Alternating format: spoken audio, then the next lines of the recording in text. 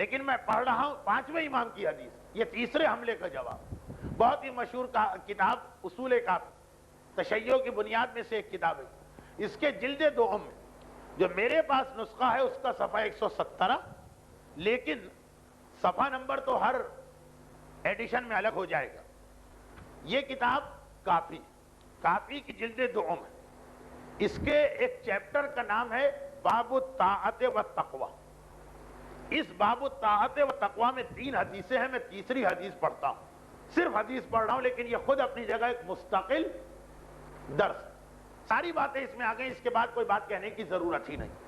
البتہ مزید آپ کے اطمینان قلب کے لیے اس حدیث کو لکھنے سے پہلے کتاب کافی کا جنہوں نے ترجمہ کیا انہوں نے اس کا ایک پس منظر بھی لکھا، یہ فارسی ترجمہ ہے میرے پاس، ذرا وہ پس منظر بھی سن لیجیے۔ یہ لکھتے ہیں کہ 5ویں امام کے زمانے میں گمراہ کرنے والوں نے اور غلط نظریات بنانے والوں نے مسلمانوں میں انتشار پھیلانا چاہا، اور انہوں نے کچھ ایسے عقیدے بنا کے پھیلائے کہ مثلا خالی شیعہ ہو جانا کافی ہے، یا خالی محبت امیر المومنین کافی ہے، یا خدا رحمان و رحیم ہے خالی اس سے امیدوار ہو جانا کافی ہے، یا گریہ برائے امام حسین یا امام حسین پہ ماتم کرنا بدون ہیچ اطاعت و عبادت، بغیر کسی اطاعت اور عبادت کے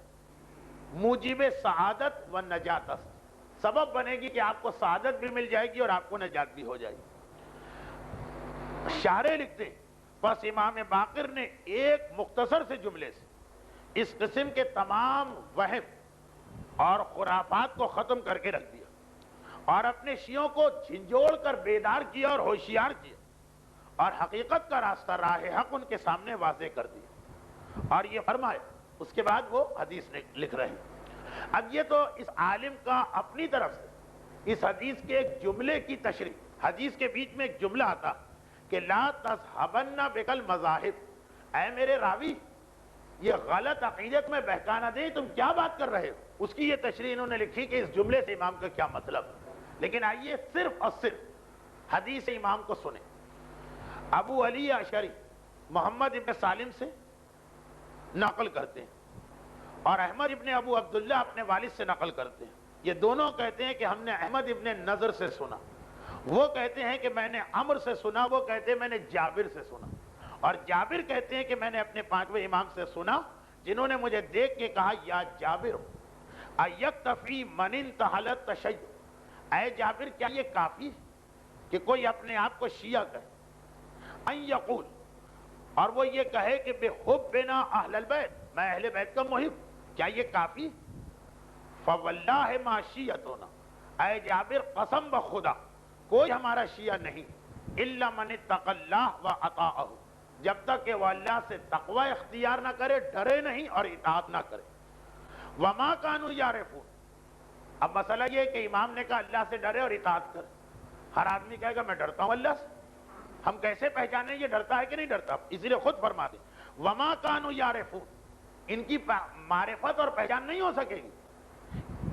یا جابر، اے جابر کون اللہ سے ڈرتا ہے تم نہیں پہچان سکو گے، الا بالتواضع، جب تک کہ اس میں تواضع نہ ہو، تکبر اور عقل اور غرور نکال دے، والتخشع اور خوف خدا، اللہ سے ہر جگہ ڈرے، والامانہ امانت کو ادا کرے، وکثرت ذکر اللہ اللہ کو مسلسل یاد رکھے، والصوم روزے رکھے، والصلاۃ نماز پڑھے، والبر بالوالدین والدین کے ساتھ نیکی کرے، والتعاہد للجیران اور اپنے پڑوسیوں کے ساتھ عہد کو پورا کرے، اور من الفقراء فقیروں کا حق ادا کرے، واہل المسکنہ مسکینوں کا حق ادا کرے، والغارمین جو بیچارے قرض دار ہو گئے، والایتام اور جو یتیم ہو گئے ان کا حق ادا کرے، وصدق حدیث جب بولے تو سچ بولے، وتلاوت القرآن قرآن کی تلاوت کرے، وکف الالسن عن الناس اپنی زبان کو لوگوں سے روکے، الا من خیر سوائے خیر، لوگوں کے بارے میں اس کی زبان سے سوائے خیر کے اور کچھ نہ نکلے، وَكَانُوا أُمَنَاءَ عَشَائِرِهِمْ فِي الْأَشْيَاءِ اور وہ چیزوں میں اپنے خاندان والوں کے امین بنے، ان چیزوں میں بطور امین ان کی حفاظت کرے۔ خیر یہ ساری صفتیں تو وہ جو اکثر حدیثوں میں آپ سنتے ہیں. اس کے بعد کے جملے قال جابر. یہ 5ویں امام کا زمانہ، کربلا کا واقعہ بھی ہو چکا، یعنی اس کی وجہ سے تشیع میں ایک تبدیلی بھی آ چکی ہے. پھر بھی قال جابر، جابر جیسا آدمی کہتا. فقلت، میں نے امام سے کہا یبن رسول اللہ، اے فرزند رسول، آپ نے یہ سب کہہ تو دیا، لیکن ما نعرف اليوم، آج کے دن ہم نہیں پہچانتے احدن بہذہ الصفات، ایک آدمی بھی ایسا نہیں ملتا جو ایسا ہو. 5ویں امام کا زمانہ، امام معصوم بنفس نفیس ہیں، غیبت کی بات نہیں. اور کربلا کے واقعے کو ابھی 50 سال کیا 25 سال بھی نہیں گزرے. جابر کہہ رہے مولا مگر ہمیں ایسا تو کوئی ایک احدن ایک بھی نہیں مل رہا. اندازہ کریں کتنا بگاڑ دیا گیا تھا معاشرے کو. مگر امام کا جواب سنی. بس یہ 3 جملے ہیں اور آج کا درس اختتام. فقال، اب امام نے وہ جملہ کہا جس کے لیے ان کو وہ نوٹ لگانا پڑا تھا. فقال یا جابر، امام فرماتے ہیں کہ اے جابر، لا تذهبن بک المذاہب، مذہب کہتے ہیں عقیدے کو، نظریے. اے جابر لا تذهبن بک المذاہب، مختلف عقیدے تمہیں راہ حق سے ہٹانا دیں، مختلف نظریے تمہیں راہ حق سے ہٹانا دیں. اس کی تشریح انہوں نے کی تھی کہ کون سے نظریے. امام فرماتے ہیں یا جابر لا تذهبن بک المذاہب، الگ الگ عقیدے اور نظریے تمہیں ہٹانا دیں. اب سنو، حسب الرجل، کیا کافی ہے ایک آدمی کے ان یقول، یہ کہے کہ احب علی واتولہ. یہ جملہ اگر آج کوئی خطیب بھی کہہ دے تو آپ بگڑ جائیں گے کہ یہ ہماری محبت پہ اعتراض کا حق کیسے رکھتا. 5ویں امام کو تو حق ہے نا. فرماتے ہیں احب علی، ایک آدمی کیا یہ کہے کہ میں علی کا محب، واتولہ، اور ان سے تولا کرتا ہوں، ثم لا یکون مع ذلک فعالا، اور پھر افعال میں ان کے ساتھ نہ ہو. یہ زبان جو ہے نا گوشت کا معمولی سا لوتھڑا، اس سے تو کہے کہ میں علی کا محب ہوں اور ان سے تولا کرتا ہوں، اور افعال، یہ جو 2.5 من کا لاشا ہے، یہ 2.5 من کا جسم انسانی، افعال میں ان کے ساتھ نہ ہو. یہ میں نہیں کہہ رہا، یہ امام کا لفظ بلفظ. احتیاط کے تقاضے سے میں کتاب ہاتھ میں لے کے پڑھ رہا ہوں، جبکہ سارا مجمع جانتا کہ میرے مزاج اور میری عادت میں نہیں، بلکہ کتاب سامنے آ جائے پڑھنا پڑے تو الجھن ہوتی. مگر الفاظ اس کے اتنے سخت کہ سوائے امام کی زبان کے اور کسی کی زبان سے آپ یہ نہیں سن سکتے. مرجع بھی یہ بات کہے تو آپ کہیں گے کسی کو ہماری محبت پہ اعتراض کا کیا حق. وہ اپنا فتویٰ دیتے رہے، انہوں نے ہمارا دل چیر کے دیکھا، امام نے آپ کا دل چیر کے دیکھا. امام تو کہہ سکتے ہیں نا. فرماتے ہیں کیا کافی کہ احب علی واتولہ، آدمی یہ کہے میں محب علی ہوں اور ان سے تولا کرتا ہوں، ثم لا یکون مع ذلک، اور پھر نہ ہو اس کے ساتھ فعالا، افعال میں ان کے ساتھ. فلو قال، اے جابر، اگر کوئی آدمی کہے انی احب رسول اللہ، میں رسول سے محبت کرتا ہوں، اور امام فرماتے ہیں فرسول اللہ خیر من علی، رسول کا درجہ علی سے تو بلند. ثم لا یتبع سیرتہ ولا یعمل بسنتہ، اور پھر نہ ان کی سیرت کی پیروی کرے نہ ان کی سنت پہ عمل کرے، تو جابر ما نفعہ حبہ ایاہ. عجیب جملہ. ما عربی میں ما کے معنی ہوتے نہیں. ما نفعہ، اسے نفع نہیں پہنچائے گی، حبہ، ان کی محبت. بڑے سے بڑا مرجع بھی آج اگر یہ کہے کہ محبت نفع نہیں پہنچائے گی، کون مومن برداشت کرے. مگر کلام امام ہے لفظ بلفظ. اور یہ روایت جیسا آپ نے سلسلہ سند میں سنا، 2 الگ الگ آدمیوں نے سنا ہے اس کو، ایک بھی نہیں ہے راوی. ما نفعہ حبہ ایاہ شیئا، ان کی محبت فائدہ نہیں پہنچائے گی، شیئا، ذرا سی چیز کا، ذرا سا بھی فائدہ نہیں ہوگا. دیکھیں ماحول ایسا تھا کہ امام کو اتنے جلال میں آنا پڑ رہا، ورنہ شفاعت اہل بیت بھی معصوم ہی نے ہم کو بتائی. محبت اہل بیت کی وجہ سے بہت سارے گناہ صغیرہ اور کبھی کبھی گناہ کبیرہ کا معاف ہونا بھی امام نے بتایا. لیکن کبھی ماحول اگر اتنا خراب ہو جائے کہ لوگ پہلے سے یہ سوچ کے بیٹھے ہوں کہ ہماری تو بخشش یقینی ہے، اور اگر ہم اللہ کو رحمان و رحیم مان لیں تو ہماری جنت پکی ہے، اور نہ صرف یہ کہ سوچ کے بیٹھے بلکہ اسی سوچ کی بنا پہ گناہ کر رہے ہیں، تو وہاں تو ان سے یہی کہنا پڑتا ہے کہ اتنا سا فائدہ بھی تمہیں نہیں ہوگا. اب پھر آئیے امام کے الفاظ. فرماتے فاتقوا اللہ، اللہ سے ڈرو، وَاعْمَلُوا لِمَا عِنْدَ اللَّهِ، اور جو اللہ کے پاس ہے اس کے لیے عمل کرو. زبانی باتوں سے جنت نہیں ملتی، جو اللہ کے پاس ہے اس کے لیے عمل کرو. پھر ایک اور عجیب جملہ کہا.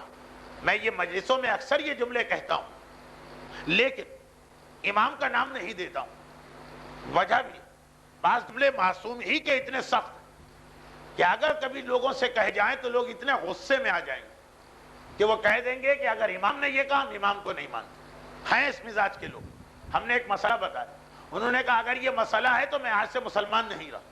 اتنی آسانی سے لوگ کہہ دیتے ہیں۔ تو ہم لوگوں کا مقصد زبانی صحیح مگر جو مسلمان ہے اس کے اسلام کو بچانا، اپنی ذات کو ٹارگٹ بناتے ہیں۔ چلے آپ یہ سمجھیے کہ جملہ امام نے نہیں کہا میں نے کہا، جتنا آپ کو جھگڑا ہے، اختلاف ہے، گالم گلوچ کرنا ہے، سب و شتم کرنا ہے، ہماری ذات کو کر لیجیے۔ کم از کم غصے کے بنا پر آپ امام یا اسلام پہ تو اٹیک نہ کریں، لیکن حقیقت یہ ہے کہ وہ جملے امام ہی کے ہوتے ہیں۔ کبھی مصلحت کا تقاضا ہوتا ہے کہ سامنے والا تو ہے اتنا بے دھڑک، اتنا جسور، اتنا بے حیا کہ وہ امام پر بھی اعتراض کر دے گا، میں نہیں مانتا امام کی بات۔ مثلاً یہی جملہ میں نے اکثر مجلسوں میں کہا کہ حسین کا یزید سے کیا اختلاف تھا؟ دولت کا جھگڑا تھا، خاندانی کوئی انتقام لینا تھا، تخت و تاج کی باتیں نہیں، مسئلہ تھا اس کے افعال کا۔ تو اگر وہی خرابی یزید کرے تو امام کہیں کہ میں اس کے خلاف میدان میں نکلوں، اور وہی خرابی ہم کریں تو آپ کہیں نہیں امام تو ہمیں بخشوا کر اور ہاتھ پکڑ کے جنت میں لے جائیں۔ یہ امام کی آپ کیا تصویر پیش کر رہے ہیں؟ اس کا مطلب یہ ہوا کہ امام کا یزید سے اصولی اختلاف نہیں، امام کا یزید سے کوئی پرسنل اختلاف کہ وہی چیز ہم کریں گے تو امام کہیں گے آؤ چپکے سے جنت، اور وہی چیز دوسرا کرے گا تو امام کہیں گے نہیں تمہیں تو قتل کیا جائے گا۔ یہ وہی لوگ کرتے ہیں نا کہ جن کا کسی سے ذاتی اختلاف ہوتا، اصول کی بات نہیں ہوتی، ذاتی اختلاف، اپنے والے کو نکال دیا، غیر کو پکڑ لیا۔ کیا ہم امام کو ایسا مانتے ہیں؟ معاذ اللہ ثم معاذ اللہ۔ دیکھیں یہ جملہ جو میں کہتا ہوں اکثر مجلسوں میں کہا، یہ بھی پانچویں امام کا جملہ۔ آج سن لیجئے، جب حدیث آپ سن ہی رہے ہیں، آخری 3 جملے فرماتے ہیں لیس بین اللہ و بین احد قرابہ، یاد رکھو اللہ اور کسی کے درمیان رشتہ داری نہیں۔ ایسا نہیں ہے کہ یزید نماز چھوڑے گا تو جہنم اور ہم نماز چھوڑیں گے تو اللہ کے رشتہ دار ہیں جنت۔ امام فرماتے ہیں اعملوا لما عند اللہ، جو اللہ کے پاس ہے اس کے لیے عمل کرو، اور لیس بین اللہ و بین احد قرابہ، اور یاد رکھو اللہ کی کسی سے قرابت اور رشتہ داری نہیں، جو اس کے پاس ہے عمل سے ملتا۔ یہ نہیں ہے کہ کوئی رشتہ داری بغیر عمل کے مل جائے۔ احب العباد اللہ عز وجل، یہ بھی سن، اللہ کے پاس سب سے محبوب کون سا بندہ؟ احب عربی میں سپرلیٹو ہے، گڈ نہیں، بیسٹ۔ سب سے بہترین بندہ اللہ کے پاس کون؟ فرماتے ہیں اتقاہم، جو سب سے زیادہ متقی وعاملہم بطاعتہ، اور سب سے زیادہ اس کی اطاعت پہ عمل کرنے والا۔ اللہ کے نزدیک محبوب وہ ہے کہ جو متقی ہو اور اس کی اطاعت کرے۔ یا جابر واللہ ما یتقرب الی اللہ الا بالطاعۃ، اے جابر قسم بخدا، ما یتقرب، ما مانے نہیں، یتقرب مانے قریب ہونا، ما یتقرب کوئی اللہ کے قریب نہیں ہو سکتا الا بالطاعۃ، جب تک کہ وہ اطاعت نہ کرے۔ وما معنی براۃ من النار، کیسے پڑھوں یہ جملہ؟ لیکن پڑھنا کیونکہ معصوم کا جملہ معصوم کی ولادت کی مناسبت سے سنایا جا رہا کہ اللہ کے قریب نہیں ہو سکتے بغیر اطاعت کے۔ وما معنی براۃ من النار، اور ہمارا ساتھ دینا کسی کو جہنم سے بری نہیں کرائے گا۔ وما، ما مانے نہیں، یہ تیسری دفعہ کہہ رہا ہوں، ڈکشنری میں دیکھ لیجئے کہ کیونکہ اس حدیث میں لفظ ما کئی دفعہ آیا۔ وما معنا، ہمارے ساتھ ہونا نہیں ہے، براءۃ من النار، جہنم سے براءت، ولا علی اللہ لأحد من حجہ، اور ہمارا ساتھ ہونا اللہ پر کوئی حجت نہیں ہے کہ کوئی یہ کہہ دے اے خدا میری داڑھی منڈوانے کو معاف کر دے، میرے گانے کو معاف کر دے، میری شراب کو معاف کر دے، میں امام کے ساتھ ہوں۔ فرماتے ہمارا ساتھ ہونا یہ صرف امام کہہ سکتے، ہم نہیں کہہ سکتے۔ میرا ساتھ، میرا نہیں کہا، ہمارا کہا، معنا، ہمارا ساتھ دینا براءت من النار بھی نہیں ہے، اور ہمارا ساتھ دینا اللہ پر حجت بھی نہیں کہ تم اللہ سے جا کر بحث کرو اس وجہ سے۔ پھر آخری وہی 2 جملے، من کان للہ مطیعا فہو لنا ولی، جو اللہ کی اطاعت کرتا ہے وہ ہمارا ولی، ومن کان للہ عصیا فہو لنا عدو، اور جو اللہ کی نافرمانی کرتا ہے وہ ہمارا دشمن۔ اور اگر کوئی شیعہ کہہ دے ہم تو آپ کو مولا کہتے ہیں، دشمن کہاں سے؟ فرمایا ما تنالو ولایتنا، ہماری ولایت نہیں ملتی ہے الا بالعمل والورع، جب تک کہ عمل اور پرہیزگاری نہ ہو۔ لفظ بلفظ میں نے حدیث امام کو پڑھا، 1-2 جگہ فقط وضاحت کی ضرورت اس لیے پیش آئی کہ جیسا کہ میں نے کہا کہ اس حدیث کے لیے مجھے کتاب لانے کی ضرورت نہیں، یہ حدیث نہ صرف یہ کہ مجھے زبانی یاد ہے، بلکہ کبھی مجمع کا موڈ دیکھ کر اس کے الفاظ کو اپنے الفاظ بنا کے بھی پیش کرتا ہوں۔ موڈ کی میں نے وضاحت کر دی، لیکن ذرا سنی، اتنے سخت جملے جو اگر کوئی دشمن اہل بیت امام کے بارے میں بھی نہیں کہہ سکتا کہ جی ان کے ساتھ دینے سے کیا فائدہ، ان کی محبت سے کیا فائدہ، ان کا ساتھ دو تو جہنم سے کچھ نہیں، امام اپنے بارے میں کہہ رہے ہیں۔ وجہ کیا؟ وجہ یہ نہیں ہے کہ امام ان چیزوں کا مطلقہ انکار کر رہے ہیں۔ محبت اہل بیت کام آئی، شفاعت اہل بیت پر ہمارا عقیدہ، علی قسیم الجنت والنار ہے، یہ ہمارا ایمان۔ محبت اہل بیت کئی گناہوں کو بغیر توبہ کے معاف کروا دیتی ہے، یہ ایک حق۔ مگر جب ماحول اتنا بگڑ گیا جیسے پانچویں امام کے زمانے میں بگاڑا گیا کہ لوگ سینہ تان کے اور چھاتی ٹھوک کے شراب پیتے، ایک تو یہ ہے کہ ہم مانتے رہیں کہ صحیح کیا ہے غلط کیا، ہم سے گناہ ہو جائے، اللہ نے بھی ہم کو معصوم نہیں بنا۔ ایک ہے نہیں، سینہ ٹھوک کے شراب پینا، سینہ ٹھوک کے عورت کے گھر سے بے پردہ نکلنا، سینہ ٹھوک کا آپ کے اپنے گھروں میں گانے کو لانا اور گانے کے ماحول کو بڑھانا، تب اتنی ہی سختی کی ضرورت پیش آتی ہے۔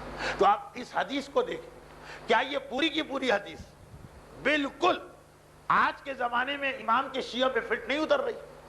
جابر کا شکوہ بھی صحیح ہے، مولا جو معیار آپ بتا رہے ہیں ایک بھی ایسا نہیں ملے، اور امام کا یہ جواب بھی آپ نے سنا نہ ملے، کیا غلط نظریات سے تم بہک گئے؟ اور اس کے بعد کے سارے جملے تو امام معصوم بیک وقت 3 محاذ پہ دشمن کا مقابلہ کر رہے ہیں، جن میں یہ سب سے اہم محاذ آج آپ نے سنا، اپنے ماننے والوں کے کردار کو بچاؤ، کردار بچتا ہے تو پھر عقیدہ بھی بچتا ہے، اور چاہے عقیدہ بچا رہے ہو تو اور کردار بگاڑ رہے ہو تو آج نہ صحیح اگلی منزل میں عقیدہ بھی بگڑ جائے گا۔ اب ایک آخری جملہ میری طرف سے سن لیجیے، اور وہ یہ کہ یہی وجہ کہ بہت سے لوگوں کے کافر اور مرتد بن جانے کی ذمہ داری امام ان کے والدین پہ ڈالتے ہیں۔ ماں نے فلاں خرابی کی تھی تو بیٹا اتنا بگڑ گیا، باپ نے فلاں خرابی کی تھی تو بیٹا اتنا بگڑ گیا، باپ نے کوئی شرک نہیں کیا تھا، گناہ کیا تھا، لیکن گناہ کرنے سے اگلی نسل میں عقیدہ بدل جاتا ہے، کیونکہ آج بھی بہت سے ایسے جو یہ کہتے ہیں کہ ہم کتنے ہی گناہ کیوں نہ کریں، عقیدہ تو ہم نے محفوظ رکھا ہے نا، آپ سمجھ رہے ہیں کہ محفوظ، عقیدے کے چاروں طرف عمل کی دیوار قائم کیجئے تو عقیدے کی حفاظت ہو۔ چنانچہ جب آپ عمل بگاڑتے اور اپنی جگہ خوش ہے کہ عقیدہ تو ہم نے ٹھیک رکھا، توحید پروردگار میں تو ہمیں شک نہیں، رسالت خاتم النبیین پہ تو ہمیں کوئی تذبذب نہیں، امامت ائمہ طاہرین پہ تو ہم جان دینے کو تیار، کچھ شراب پی لی تو کیا، کچھ زنا کر لیا تو کیا، کچھ غنا سن لیا تو کیا، یہ آپ کی غلط فہمی ہے۔ یہ اگر کچھ کی منزل پہ رہے اور بعد میں توبہ ہو جائے تو یقیناً کچھ نہیں، لیکن اگر یہ کچھ مسلسل چلتا رہا تو کردار کے بعد اگلی تبدیلی عقیدے میں آنے والی